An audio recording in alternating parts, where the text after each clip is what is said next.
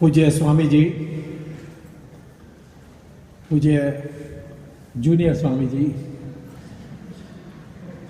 my dear friend Prakash Rao, and devotees of this great ashram, but I thank you very much for this opportunity to speak a few words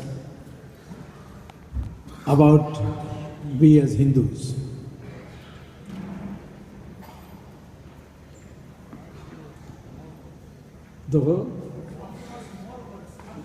Oh yes.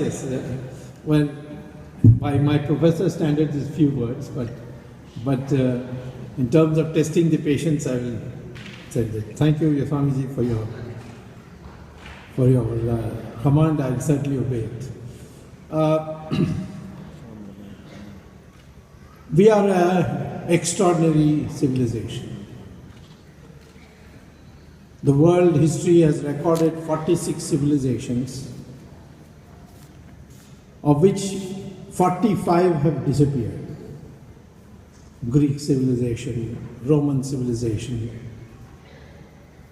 Egyptian Pharaoh civilization, Mesopotamia, Babylon, Zoroastrian, Iran, so on. But the 46th, which is the longest civilization, has survived everything, and that is the Hindu civilization of India.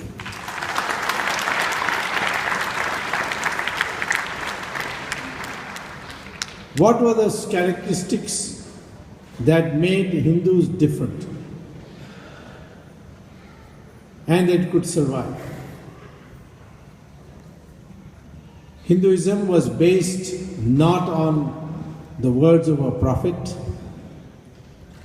or on doctrinaire directions.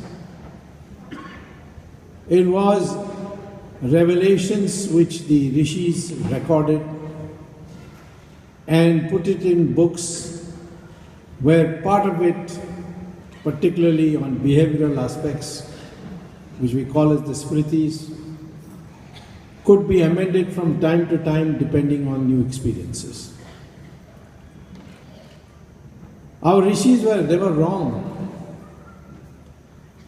Long before Europe ever even thought about it, our rishis used to say that the earth goes round the sun. Whereas in Europe, for a long time it was believed that it is the sun which goes round the earth, and that's what is perceived. It looks as if the sun is going around the earth. And Galileo made bold to say that's not so, that his researches show that it is the earth which goes round the sun. And poor man had to go to jail, was tortured, and ultimately had to recant. So therefore, this scientific approach of Hinduism, of looking at the reality and then translating it into theory, it is that which has kept it vibrant. And throughout our centuries, it is the Swamijis and the sadhus and the sannyasis who have kept this religion alive. And that is why we have two parts to our religion: the religious precepts and the behavioral aspects, which we call as Hindutva. Hindutva means Hinduness, by which we mean the way we behave towards our elders, the way we behave to our sadhus and sannyasis, the way we behave towards our wives, or our wives towards the husbands, father to the son, father to the mother. These relationships that constitute Hindutva is unique, and it is that which has kept the fabric alive. While the world is seeing increasingly nuclear families where people forget their parents, forget their brothers, sisters, here it's an interlocking arrangement which always can be relied on in moments of crisis. So even though in our country we don't have social security, state protection, insurance, The society survives because of this interlocking arrangements in every family. So, therefore, Hinduism's first principle is it's a vibrant religion which relates to reality. Hinduism does not have a prophet, as I said, as Christianity does, as Islam does. It doesn't have a book. In fact, we have many books, and they vary in their abstraction. And at the same time, we don't have a temple or a church or a mosque. And it is in the districts, every district you will find these sadhus and sannyasis keeping the religion alive and kept it throughout. I was once asked by a Saudi Arabian who was studying religious histories of the world. He asked me, what is the secret of Hinduism that it has survived so long despite all the onslaughts? So I told him that by onslaughts you mean the Islamic onslaught and the Christian onslaught through the British. He said yes. For us Muslims, what is puzzling is that every other country that we conquered, we were able to convert it to 100% Muslim. All got wiped out. But in your country, and he gave me examples of countries which got converted. Iran, Zoroastrian country, got converted to 100% Islam. Mesopotamia, Babylon, which now become Iraq. Egypt. Europe was converted to Islam, to Christianity in 5 decades. But here there were 800 years of Islamic rule, 200 years of Christian rule through the British. And yet, even today, overwhelming majority of the population of India is Hindu. Credit goes to the faith of the people and the Swamijis who devoted their life. So this is the second aspect, the enormous faith the people have to the concepts of Hinduism, which is not based on the fundamental truth given by a prophet. And that is why, because we don't have a prophet, the prophet, and a book, it's impossible for a Hindu to be a fundamentalist. Because there are so many interpretations available. There's room for interpretation, room for discussion. Adi Shankara can come and give a total different perspective, and we'll accommodate it. And the third reason why Hinduism has survived so long is the social structure, which of course has got ossified recently over the last, say, 1,000 years.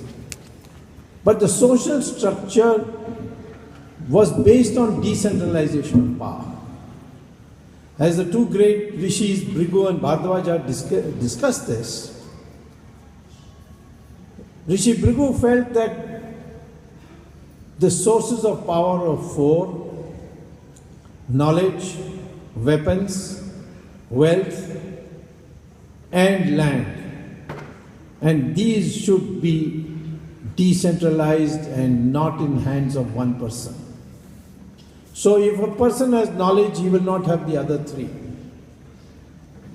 Or if he specializes in knowledge, he will not have any of those other 3.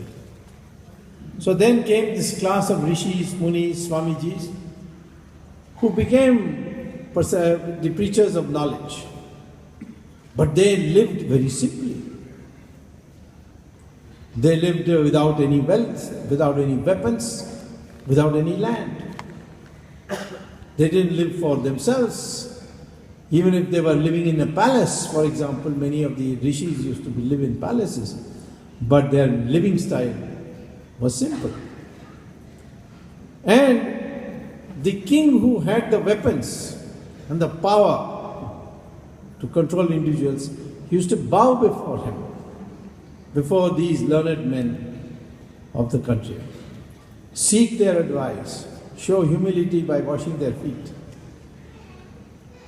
And therefore it was never a monarchy that as we saw in Europe, that India was. Same thing with those who accumulated wealth. There was nothing wrong with accumulating wealth.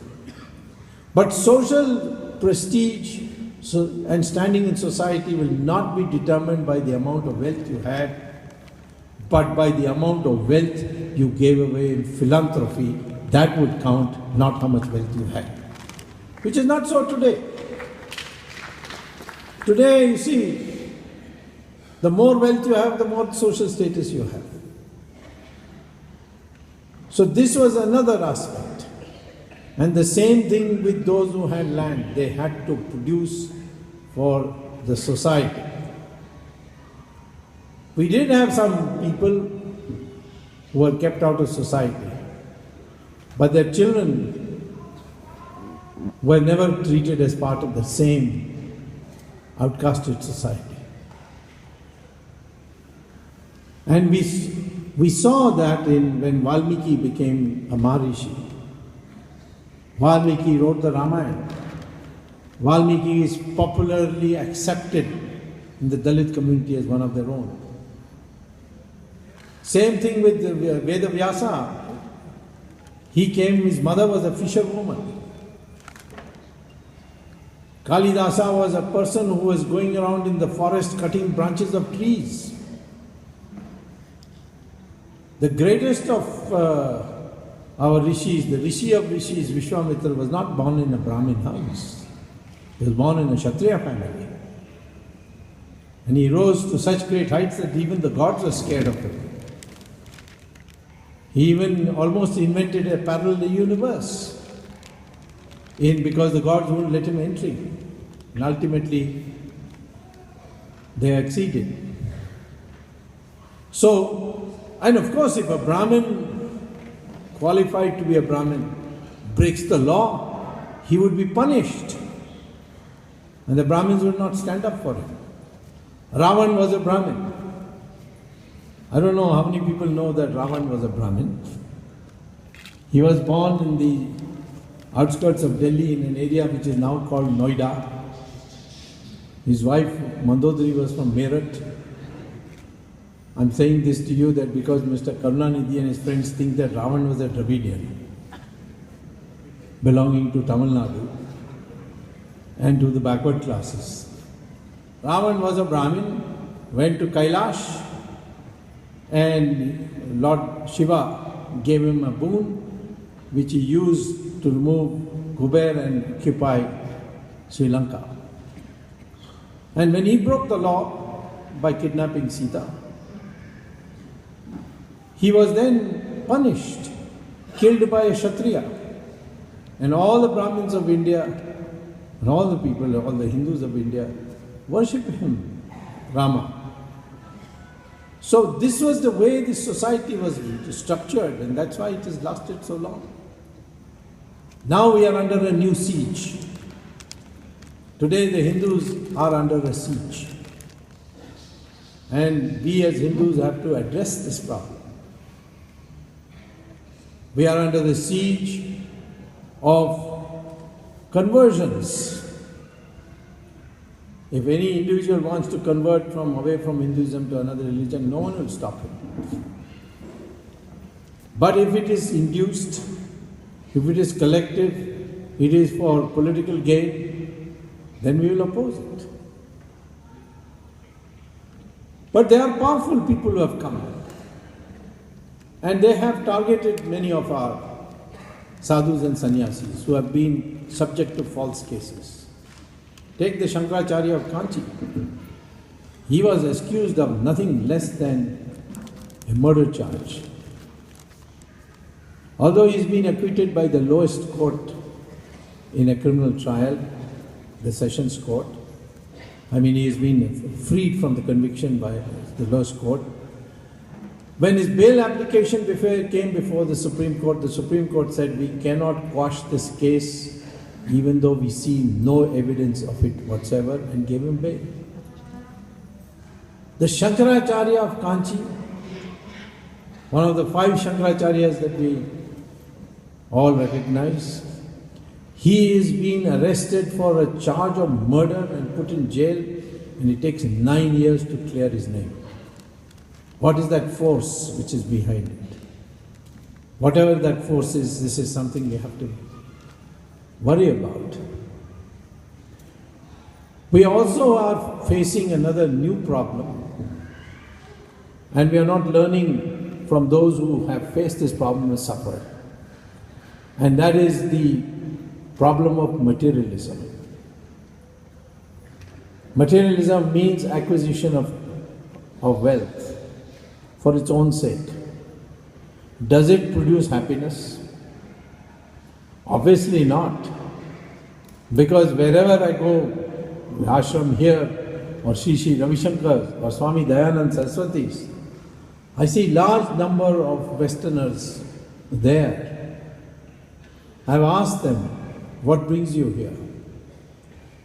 And they're all very well-to-do people. Some of them are millionaires. And they all tell me only one thing, that yes, we have achieved whatever we can in the material world, but we are not happy. And we know that here in India, through the Hindu principles, not religious principles, but logical principles, we will be able to find that happiness. There are people who have gone to the extreme of even converting to Hinduism. They are welcome. Hinduism, you don't need any conversion ceremony. You have to just say, I'm a Hindu, you are a Hindu from the next moment. But there was a film actress called Julia Roberts, about whom you can read in the Google.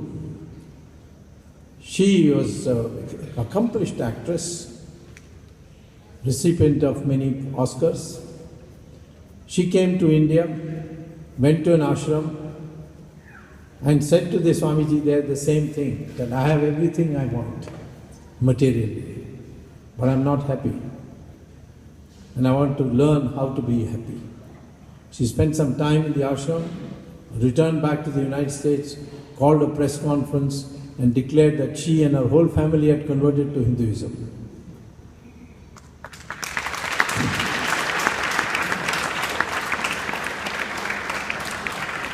But in our entire history, we have never led a religious war. The conversion to Buddhism of Southeast Asia and China was never done by force. We have always welcomed minorities from abroad and never asked them to convert. The Parsis came running from Zoroaster's Iran. We received them, we looked after them, we built their fire temples for them, and today they are the most prosperous community. They are everywhere in high places, vastly disproportionate to their strength. They may not be more than 60,000 today, but you will find the Chief Justice of India, Parsi, Commander-in-Chief of the Army, Parsi, Commander of the Air Marshal, Parsi, the Director General of the Coast Guard, Parsi, the Attorney General, Parsi, top lawyers, Parsis, top doctors, Parsis. People won't even think they are Parsis because they have become part of society. And when the British left India, they asked the Parsis in particular, like for Anglo-Indians, shall we make special provisions for you? They said, no, you go please. Hindus have looked after us, they will look after us in the future. That is the record we have as far as the minority is concerned. The Jews came and they were persecuted everywhere in the world. But when they came to India, we built the synagogues in Cochin and Bombay. We looked after them. And of course, when Israel was formed, many of them went back. And we gave them a send-off. And Israeli parliament, after adopting its constitution, the first resolution they passed is to say thank you India, you are the only country where the Jews were never persecuted.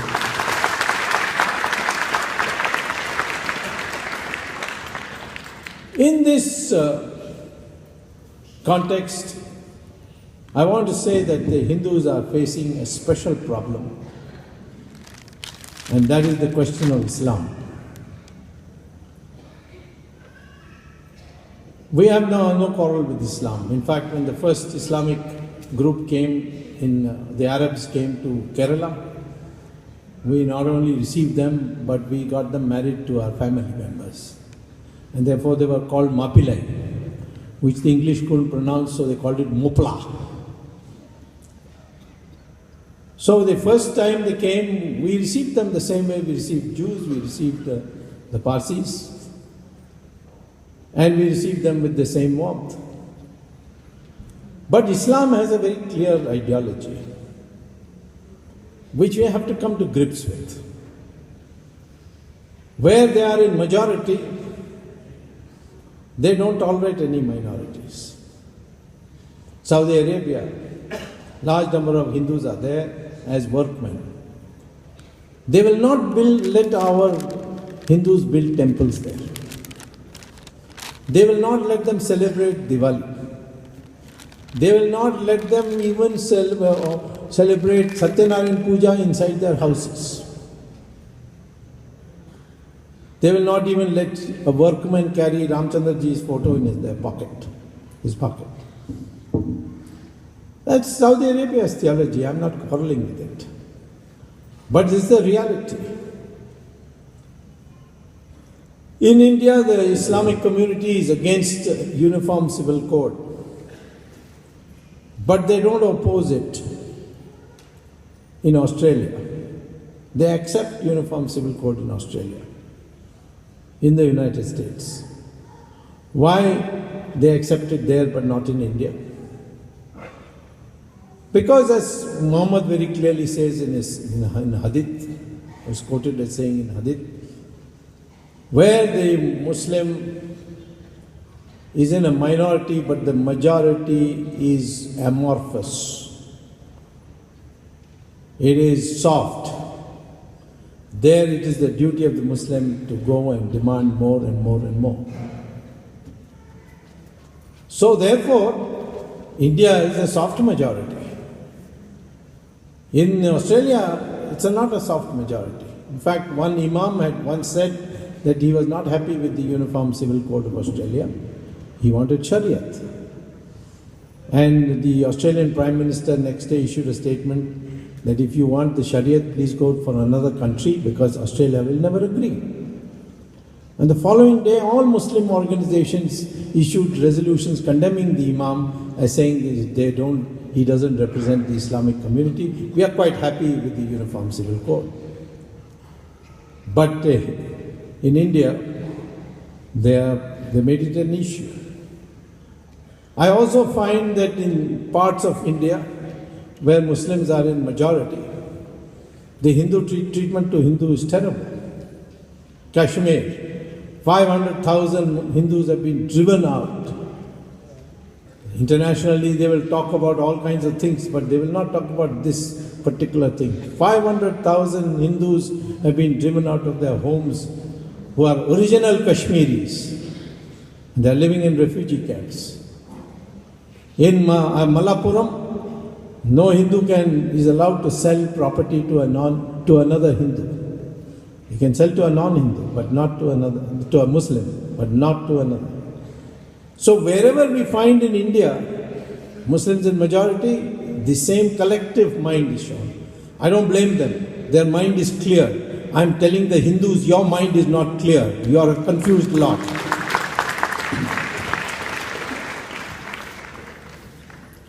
When Mahabharata was going on and Karna was stuck in mud, his chariot got stuck in mud, so he bent down to pull it. So Krishna tells Arjuna, kill him now. So Arjuna says, I am a Kshatriya. How can I kill a man who is bending down to, totally unarmed? Then Krishna says, where was your morality when your wives sari was being pulled off. This is the time when you have to even out, you must kill him. When Ram hid behind a tree and killed Bali, Bali before dying said to Ram, call yourself a Maryada Purushottam, and you have killed me by hiding behind a tree? Should have come before me and had a regular battle. I would have had respect for you. I would have died happily. But you hid behind a tree. Where is your morality, Maryada Purushottam? So Ram explains to him, who are you to explain give me lectures on morality? You stole Sugriva's wife. You stole his kingdom. Morality is between two moral people. It is never between an immoral person and a moral person.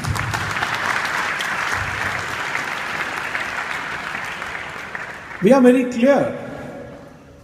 In times of peace, total morality. But if war is imposed, then the defense of the country becomes extremely important. Today, I am concerned that this country, which is tradition, its continuing civilization is Hindu, where we respect all religions. We have demonstrated that. We do not say that you should accept our culture, but at the same time, we assume that that all communities will work towards respecting each other's culture. I'll give you another example. In Saudi Arabia, they have been demolishing mosques left, right and center to build roads. They even demolished Bilal Masjid in Makkah, where Muhammad used to read namaz. So some archaeologists said that at least Bilal Masjid can be saved. The Saudi Arabian government was planning to build a palace for the king, and this was in the way, so they demolished it. So the Saudi Arabian government formally said that those who say that this mosque should be saved because it was where Muhammad read his namaz are actually victims of idol worship. And those who do that will be prosecuted under the Sariyat. And they went ahead. I myself confirmed this by talking to the Saudi Arabian ambassador, that do you demolish masjid? He said yes. Why? He said because masjid is a facilitation center for reading namaz. Namaz can be read anywhere. The constitutional bench of the Indian Supreme Court has said exactly the same thing in 1994.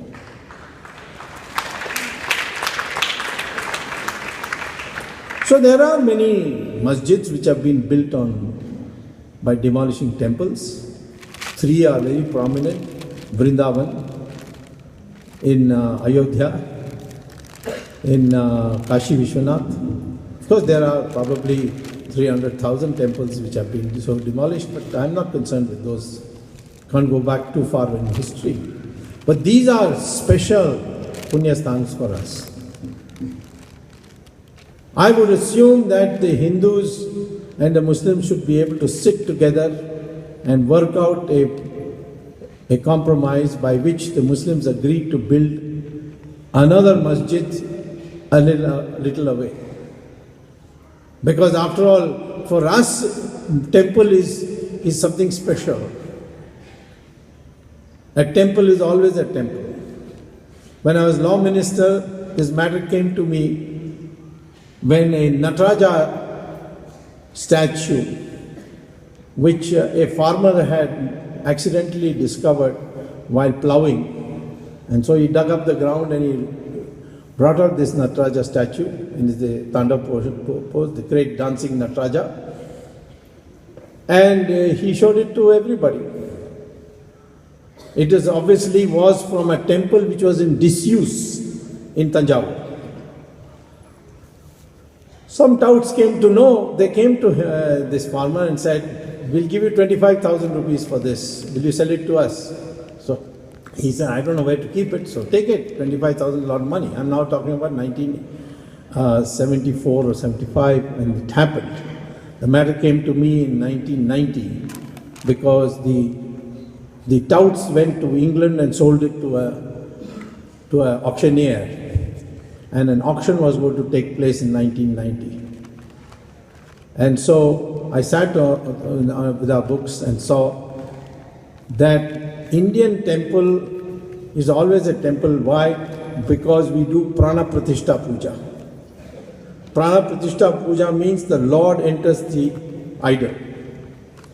And once the Lord enters the idol, He becomes the owner of the temple. He can be trustees, but we cannot be owners.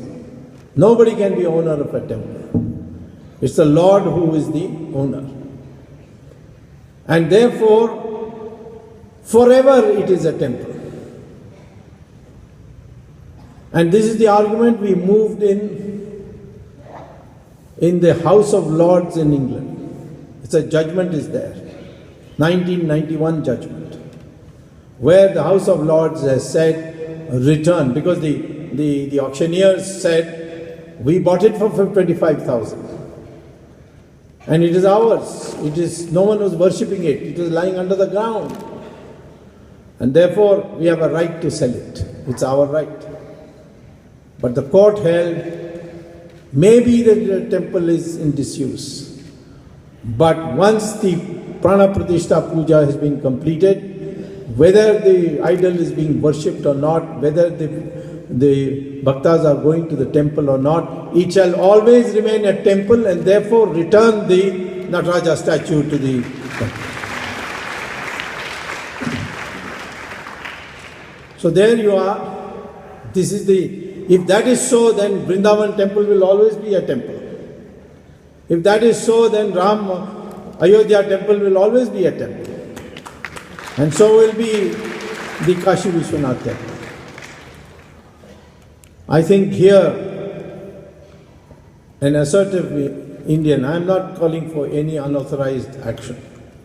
I am saying a legitimate government has a right to take this up and see to it that a compromise is worked out. And I am 100% certain that when a compromise is attempted, the government, the Muslim community would be ready. I tried it as a law minister.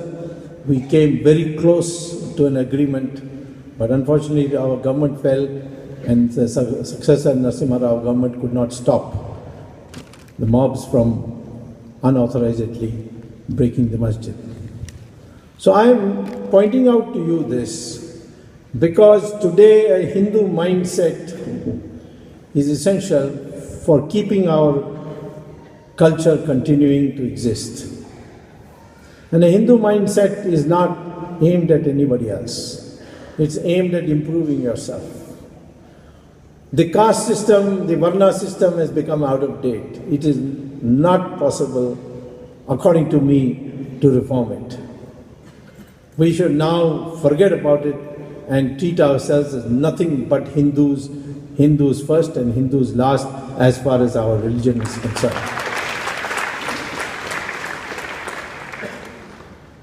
People find me sometimes cracking jokes at the expense of the Nehru family, but these are jokes. But I would like to crack one joke with the permission of Swamiji.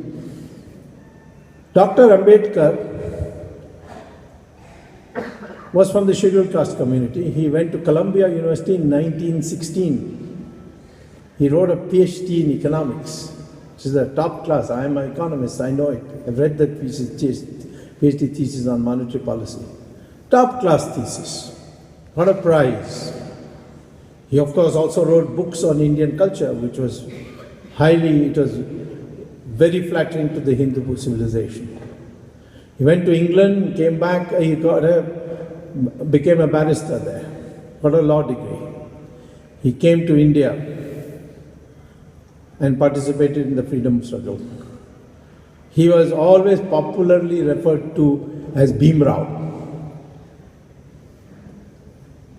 Nehru, born in a well-to-do family, went to England. He just about graduated. They have a gentleman degree which he got. But when he came back, people referred to him as Panditji. I think it would have been more appropriate to refer to Dr. Ambedkar as Panditji and Panditji as Jawaharlal. These are what the caste ossification has done. So now we must regard ourselves as a Hindu. For a oneness of a country must know the true history. This whole history of Aryan Dravidians is bogus. Because DNA studies or genetics has